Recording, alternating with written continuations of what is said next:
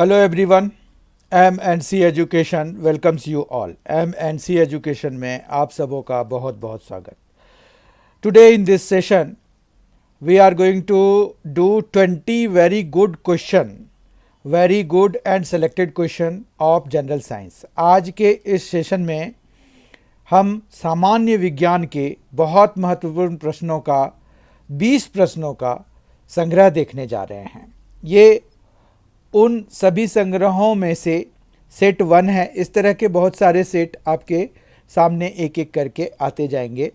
इसलिए जिन लोगों ने, आप सबों में से जिन लोगों ने सब्सक्राइब नहीं किया है, please subscribe MNC education channel और बेल आइकन भी दबा दीजिए ताकि आपको जो है इसका नोटिफिकेशन मिलता रहे कि कौन कौन से अपकमिंग वीडियोस इस चैनल के आ रहे हैं। ठीक है, और अगर आपको ये वीडियो पसंद आए तो आप इसको लाइक भी करें और शेयर भी करें अपने दोस्तों के साथ स्टडी ग्रुप्स में। ठीक है, तो आइए आज के सेशन की शुरुआत करते हैं। आज का पहला क्वेश्चन है, धातु जो ताप का कुचालक है, metal that are poor conductor of heat are. यहाँ पर हमें ऑप्शंस दिए हुए हैं। धातु जो ताप का कुचालक है, यूजुअली क्या होता है कि जितने भी मेटल हैं वो सारे गुड कंडक्टर ऑफ हीट होते हैं, लेकिन कुछ ऐसे भी मेटल्स हैं जो कि बैड कंडक्टर या पुअर कंडक्टर ऑफ हीट होते हैं। तो ऑप्शंस हैं हमारे पास सीसा और सोडियम, लेड एंड सोडियम, पारा और सीसा, मरकरी एंड लेड, सोडियम और पारा, सोडियम एंड मरकरी, सोना और चांदी, गोल्ड एंड सिल्वर।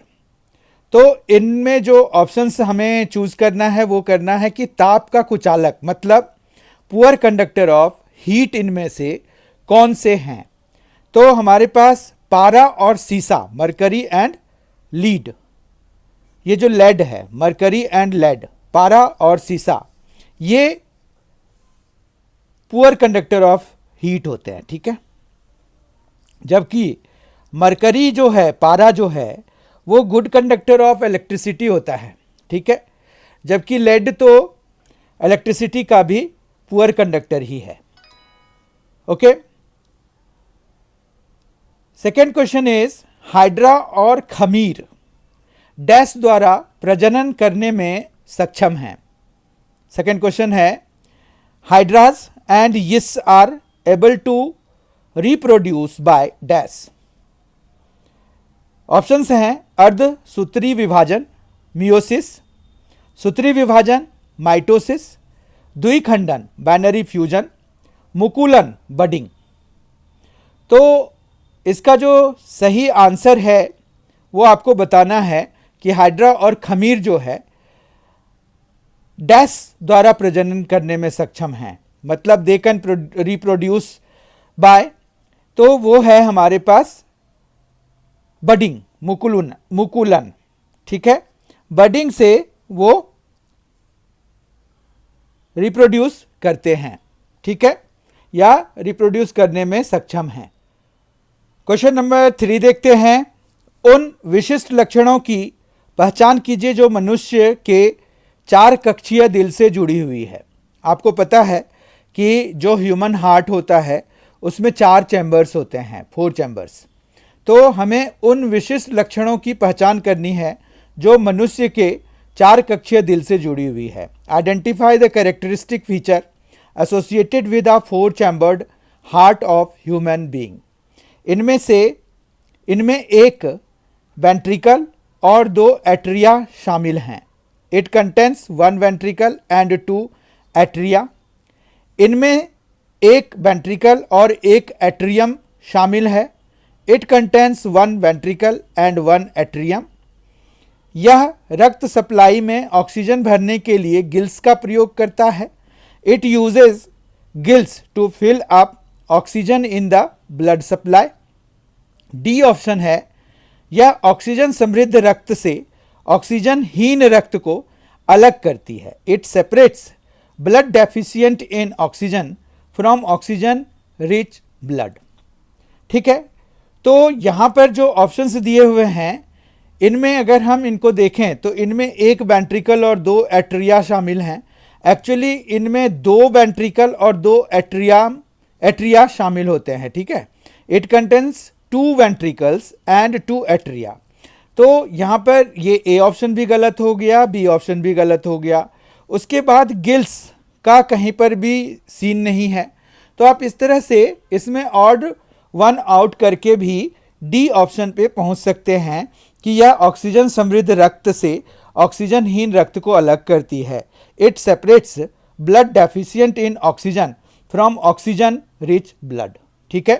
तो इस तरह से इसका जो करेक्ट ऑप्शन है वो है डी, ठीक है। आई होप आपको ये समझ में आ गया होगा। क्वेश्चन नंबर 4 देखते हैं। एक उत्प्रेरक प्रक्रिया की दर में किस प्रकार वृद्धि करता है? A catalyst increases reaction rate by.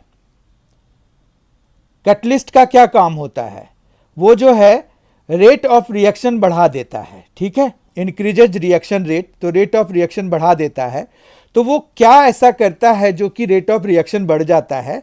हमें दिए गए ऑप्शंस में से चूज करना है। तो ए ऑप्शन है संक्रियन ऊर्जा अवरोध को कम करके, decreasing the activation energy barrier. B है संक्रियन ऊर्जा अवरोध को वृद्धि करके, मतलब बढ़ा करके, increasing the activation energy barrier. उत्पाद और अभिकारक के बीच ऊर्जा अंतराल को कम करके, decreasing the energy difference between product and reactant. टकराने वाले अणु कणिका की गतिज ऊर्जा में वृद्धि करके, increasing the kinetic energy of the colliding molecules. तो यहां पर जो है करेक्ट ऑप्शन है इसका decreasing the activation energy barrier, मतलब संक्रियन ऊर्जा अवरोध को कम करके। जैसे ही वो कम करता है तो आपका जो है ये रिएक्शन का रेट बढ़ जाता है, ठीक है। Decreasing the activation energy barrier को मतलब संक्रियन ऊर्जा अवरोध को कम करके कोई भी कैटलिस्ट जो है प्रतिक्रिया की दर, उत्प्रेरक जो है प्रतिक्रिया की दर में वृद्धि कर देता है, ठीक है। और आपको एक बात और ज्ञात हो कि it is not consumed during the reaction, मतलब ये जो है प्रतिक्रिया में कंज्यूम नहीं होता, यूज नहीं होता, खपत नहीं होती, मतलब जितना हम इसको यूज करते हैं उतना ही फिर वापस भी आ जाता है, ठीक है। तो ये कैटलिस्ट जो है उसकी क्वांटिटी पर कोई फर्क नहीं पड़ता है। Before the reaction and after the reaction दोनों सेम अमाउंट ही हमें मिलते हैं, ठीक है। आज का क्वेश्चन नंबर 5 है मानव शरीर के डैश अंग द्वारा पित्त के रस को स्रावित किया जाता है। Bile juice is secreted by dash organ of human body. Bile juice कहां से सेक्रेट होता है? ये ऑप्शन में से हमें चूज करना है। ऑप्शन से हैं हृदय हार्ट, जिगर लिवर, गुर्दा किडनी, फेफड़े लंग्स। और इसमें कोई कंफ्यूजन नहीं है, ये जो बाइल जूस है वो जिगर यानी कि लीवर से सीक्रेट होता है, ठीक है। और ये डाइजेशन में काम आता है। तो bile juice is secreted by liver. पित्त जो है वो जिगर से स्रावित होता है, ठीक है। इतना पता चल गया। क्वेश्चन नंबर 6 देखते हैं। डैश एक तरल धातु है, dash is a liquid metal. Actually metals की प्रॉपर्टी होती है कि वो सॉलिड होते हैं, ठीक है। मतलब वो जो है अगर आप देखेंगे तो हमारे पास सॉलिड, लिक्विड और गैस होता है। तो उनमें से जो सॉलिड ठोस के रूप में ही मोस्टली मेटल्स जो है, ज़्यादातर धातु जो है ठोस अवस्था में ही रहते हैं, ठीक है। लेकिन एक मेटल है जिसे हमें पूछ रहे हैं, डैश एक तरल धातु है, dash is a liquid metal. तो इसमें जो ऑप्शंस दिए हुए हैं वो है बिस्मुट मतलब बिस्मथ, पारा मरकरी, मैग्नीशियम, चांदी सिल्वर। तो इसमें जो तरल होता है और वो धातु भी है, तो लिक्विड मेटल कौन सा है ये हमें बताना है। तो पारा जो मरकरी होता है ये लिक्विड मेटल होता है। और ये सभी आप सबों को पता है कि जो मरकरी होता है इसका यूज़ थर्मोमीटर में होता है। क्योंकि ये जो है बहुत चमकीला होता है और ये जो टेम्परेचर में एक्सपेंड करता है टेम्परेचर बढ़ने के साथ, और कम होने पे ये कम हो जाता है, इसकी वॉल्यूम कम हो जाती है। तो इसलिए इसको थर्मामीटर में यूज़ किया जाता है। थर्मोमीटर में आप जो यूजुअल जो थर्मोमीटर घरों में यूज़ होता है, अब तो डिजिटल आने लग गए, पर पहले जो आते थे तो उसमें मरकरी यूज़ होता था। ठीक है, ये काफ़ी चमकीला भी होता है और ये लिक्विड अवस्था में रहता है, तरल धातु है ये। ठीक है, क्वेश्चन नंबर 7 देखते हैं। क्वेश्चन नंबर 7 है, प्राकृतिक गैस का प्राथमिक घटक डैश है। The primary component of natural gas is dash. Primary component मतलब सबसे ज़्यादा क्या मिला होता है नेचुरल गैस में, प्राकृतिक गैस में प्राइमरी कंपोनेंट मतलब प्राथमिक घटक क्या है? Methane, propane, butane, oxygen. तो इसका करेक्ट ऑप्शन क्या होगा? इसमें प्राकृतिक गैस का प्राथमिक घटक जो है, प्राकृतिक गैस का प्राथमिक घटक, the primary component of natural gas is methane. ठीक है, मीथेन होता है, मीथेन सबसे ज़्यादा मिला होता है नेचुरल गैस में। तो सीएनजी में भी मीथेन ही ज़्यादातर मिला हुआ होता है। ठीक है, CNG is compressed natural gas, right. Question number 8, जीवाश्म ईंधन को जलाने से डैश निकलती है। Burning fossil fuels result in the release of dash. तो इनको ऑप्शंस देखते हैं। हाइड्रोजन गैस नहीं निकलती, green house gas, yes, green house gas जीवाश्म ईंधन को जलाने से निकलती है, तो बी ऑप्शन तो है हमारे पास। नाइट्रोजन गैस नहीं निकलती, हाइड्रो गैस ये भी नहीं निकलती, तो ग्रीन हाउस गैस मतलब CO2 निकलती है। ठीक है, कौन, किसको? फॉसिल फ्यूल्स को जलाने से, राइट। क्वेश्चन नंबर 9, किस ग्रह को हरा ग्रह कहा जाता है? मतलब वो देखने में हरा लगता है, हरा दिखता है। Which planet is known as the green planet? Mangal ग्रह तो रेड होते हैं। शुक्र, वेनस, अरुण ग्रह, यूरेनस, शनि ग्रह, सैटर्न। तो हमारे पास यहाँ पर जो हरा ग्रह है इनमें से वो है अरुण ग्रह, यूरेनस। ठीक है, यूरेनस को हरा ग्रह मतलब ये देखने में हरा दिखता है। ठीक है, तो आप ध्यान रखिए, यूरेनस अरुण ग्रह जो है वो हरा ग्रह कहलाता है, राइट। क्वेश्चन नंबर 10 देखते हैं। किस रोग के लिए वाइडल टेस्ट किया जाता है? Widal test is done for which disease? आंत्रज्वर, टाइफॉइड, यक्षमा, tuberculosis, diphtheria, tuberculosis is TB also, diphtheria, हैजा जिसको कि कोलेरा कहते हैं। तो इसमें जो वाइडल टेस्ट है वो आंत्रज्वर या टाइफॉइड के डिटेक्शन के लिए किया जाता है। ठीक है, तो ए ऑप्शन इसका करेक्ट हो जाएगा। क्वेश्चन नंबर 11 देखते हैं। डैश एक अंडे देने वाली स्तनपायी है। Dash is an egg laying mammal. Egg laying mammal मतलब अंडे देने वाली स्तनपायी कौन से हैं इसमें से? नेवला, वीजल जिसको कहते हैं, सेटासिया, मंगूस या प्लेटिपस। तो आप सबों को पता है कि प्लेटिपस जो है, प्लेटिपस अंडे देने वाले स्तनपायी की श्रेणी में आते हैं। ठीक है, तो इसका करेक्ट ऑप्शन हो जाएगा प्लेटिपस। क्वेश्चन नंबर 12 देखते हैं। प्रकाश के व्यवहार और गुणों के अध्ययन को डैश कहा जाता है? Study of behaviour and properties of light is called dash. Options हैं स्टडी ऑफ लाइट, ऑप्टिक्स, लाइटोलॉजी, ऑप्टिकोलॉजी। तो ऑप्टिक्स कहते हैं जब प्रकाश के कैरेक्टरिस्टिक मतलब लाइट के कैरेक्टरिस्टिक, बिहेवियर और प्रॉपर्टीज को अगर हम अध्ययन कर रहे होते हैं तो मतलब वी आर डूइंग ऑप्टिक्स। ये फिजिक्स का एक ब्रांच है। ठीक है, तो उसमें हम प्रकाश के व्यवहार और गुणों का अध्ययन करते हैं। We study the behaviour and properties of light in optics. Question number 13, कमरे के तापमान में अधिकांश तत्व डैश स्थिति में होते हैं। At room temperature most of the elements are in dash state. तो अभी हमने बात करी थी मेटल के बारे में, पर ये मोस्टली एलिमेंट्स के बारे में पूछ रहे हैं, तो वो किस अवस्था में रहते हैं। ऑप्शंस जो है इनके लिए दिए हुए हैं, तरल, लिक्विड, गैस, ठोस, सॉलिड, वाष्प, वेपर। तो जो मोस्टली एलिमेंट्स होते हैं वो ठोस या सॉलिड अवस्था में होते हैं, ठीक है। तो सी ऑप्शन इसके लिए करेक्ट हो जाएगा। क्वेश्चन नंबर 14 देखते हैं।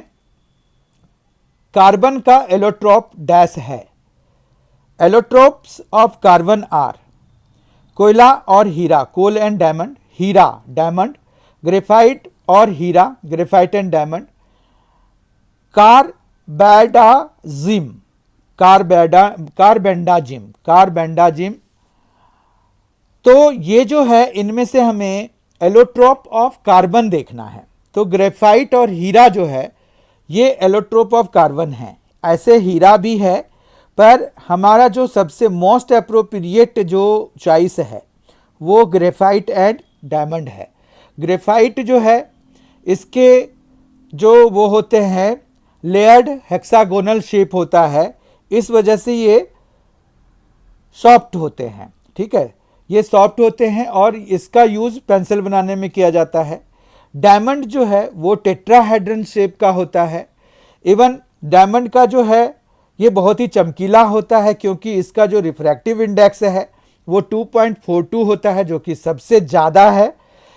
अभी जितने भी हमारे पास एलिमेंट्स हैं उनमें सबसे ज़्यादा जो है डायमंड का ही रिफ्रैक्टिव इंडेक्स है, ठीक है। अपवर्तनांक जिसको कहते हैं वो है 2.42, ठीक है। तो इस तरह से इसका जो है ज्वेलरी बनाने में यूज़ हो जाता है। तो क्योंकि ये बहुत ज़्यादा चमकीला होता है, ये किसी भी एक छोटे से प्रकाश, कहीं से भी प्रकाश इसको मिलता है तो उसको ये रिफ्लेक्ट कर देता है, ठीक है, क्योंकि इसकी रिफ्रैक्टिव इंडेक्स बहुत ज़्यादा है, इसीलिए ये ज्वेलरी में यूज़ होता है। ग्रेफाइट सॉफ्ट होता है ड्यू टू इट्स स्ट्रक्चर, ये hexagonal layered pair hexagonal structure होता है, जबकि इसका टेट्राहेड्रॉन शेप होता है, ठीक है। तो ये दोनों ही कार्बन के एलोट्रोप्स हैं, आप ध्यान रखेंगे।